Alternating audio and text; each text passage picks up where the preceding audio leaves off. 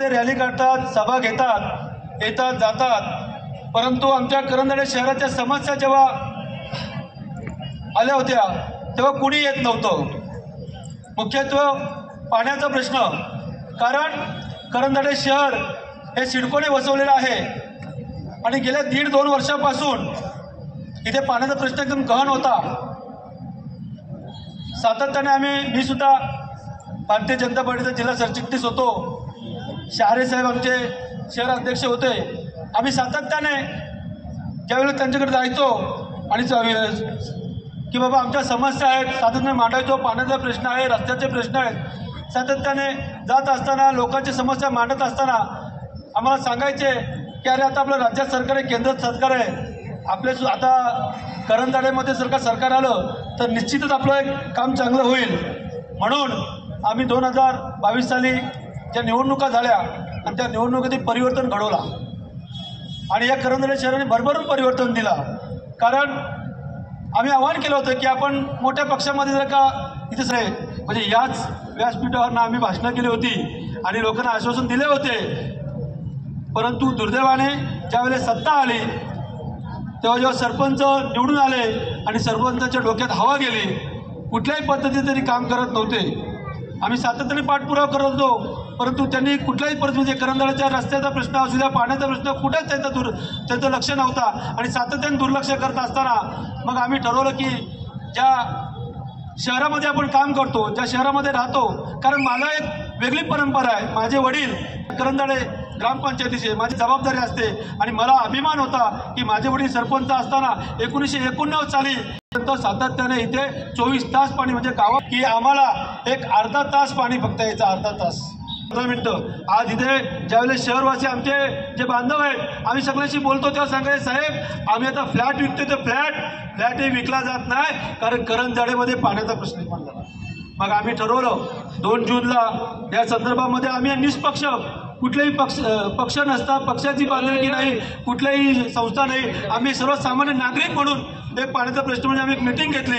शाळेत आमच्या त्या मीटिंगला होते आणि मीटिंग घेतल्यानंतर आम्ही ठरवलं की आपण विस्तृतपणे का सांगतोय, इथेच मी विस्तृतपणे सांगतोय, मला माहिती आहे उशीर झाला आहे.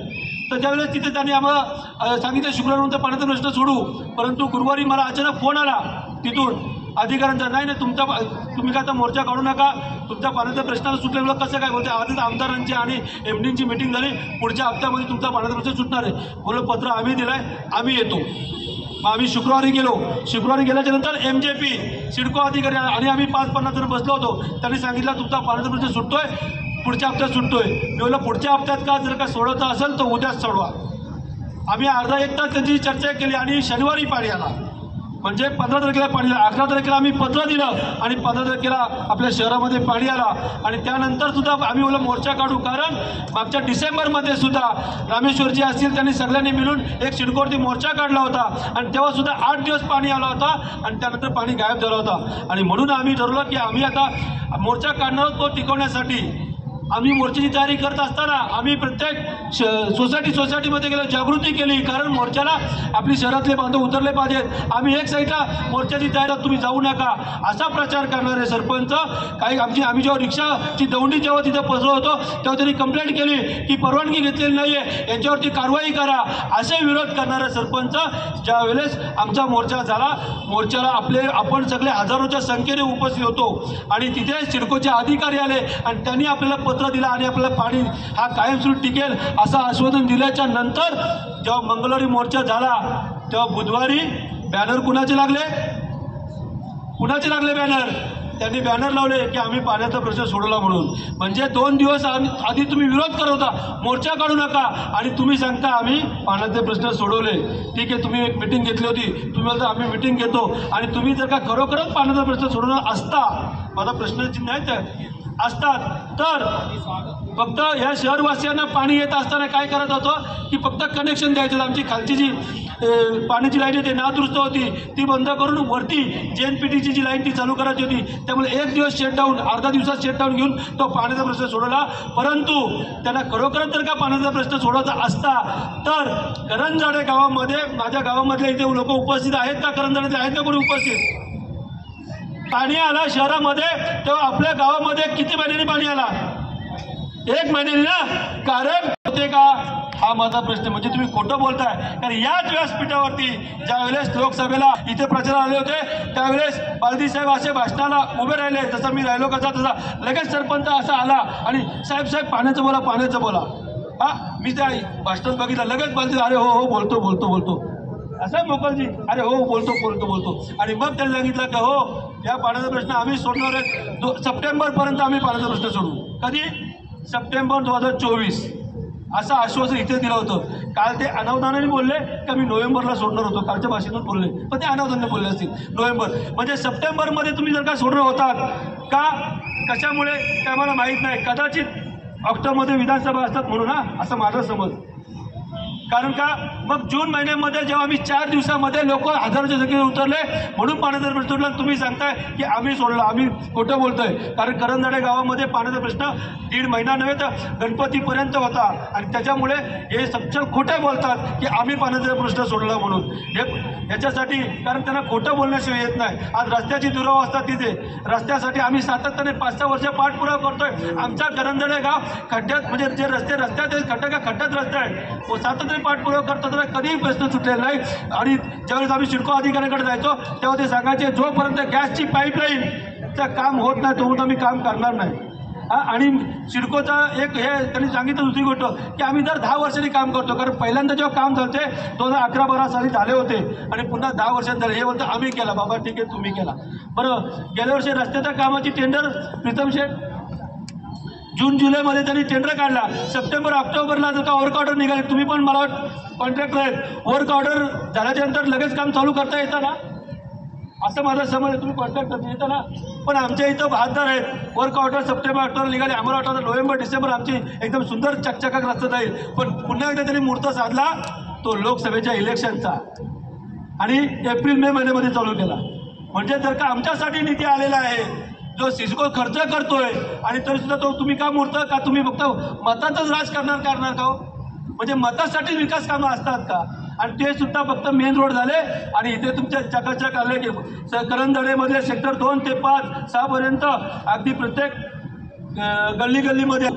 तर आताही इथून जर का आपण गेलात आणि आमच्या गल्लोगल्ली बघा, इथून आताही अजूनही आताशी मुख्य रस्त्याचा म्हणजे एप्रिल मेला केला, आता ते पुन्हा आता कारण निवडणूक आली म्हणून काल परवापर्यंत पुन्हा काम चालू केलं मुख्य रस्त्याचा. आतल्या रस्त्याचा 3-4 अजून प्रश्नच नाही की आम्ही पाण्याचा प्रश्न सोडवतो. मी सांगितलेलं आहे. आज प्रीतम शेठ इथे जवळजवळ 1.5 ते 2 लाख लोक वसते आमचे.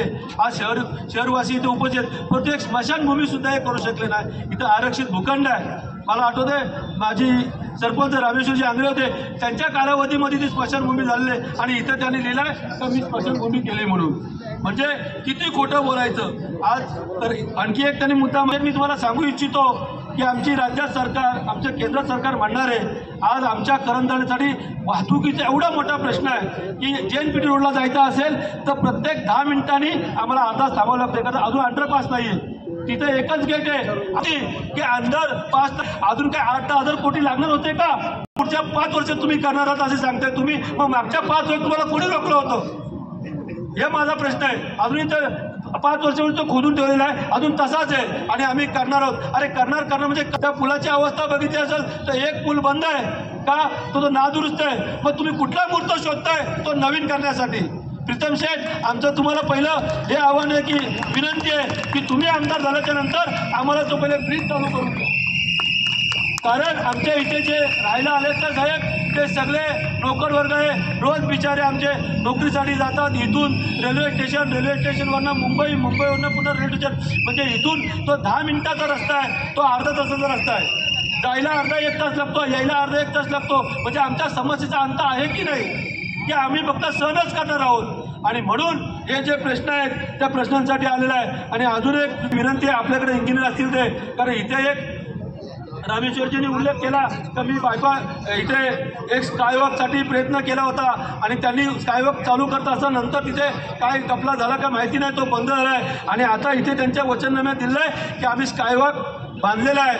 तर प्रीतम शेठ, मी माफी मागतो, आपलं काम करत असताना मला जरा 2 दिवस आपल्याला करंजाला घालवायला लागते. अलग लक्षात का तर हे पडलं तर मी स्कायवॉक कुठे झालं तो शोधत होतो JNPT रोडला. म्हणजे करंजाला नाही ते मी JNPT पर्यंत गेलो की कुठं स्कायवॉक शोधतोय तर माझी विनंती तुम्हाला आहे तुमचे इंजिनियर द्या तो स्कायवॉक कुठं बांधलाय तो मला बघायचा आहे. म्हणजे त्यासाठी मला तुम्ही मदत करा. अहो किती बोलतापा फक्त केलं केलं केलं कशासाठी चाललंय. अरे करा ना बाबांनो. तुम्ही जेव्हा बोलता आमची दिल्लीत ओळख आहे आमची मुंबईत ओळख आहे मग ते आमच्या उपयोगी नाही हो. आज कुठलाही इथंची राज्य सरकारच्या होती कुठलाही काम आम्ही कुठली समस्या घेऊन गेलो निधी टाका. अरे सिडको आहे सिडको करेल तुमच्याकडे निधीची गरज काय. अरे गरज काय पण आमचे सिडको खड्ड्यात घालते मग सिडकोकडे तरी करून घ्या.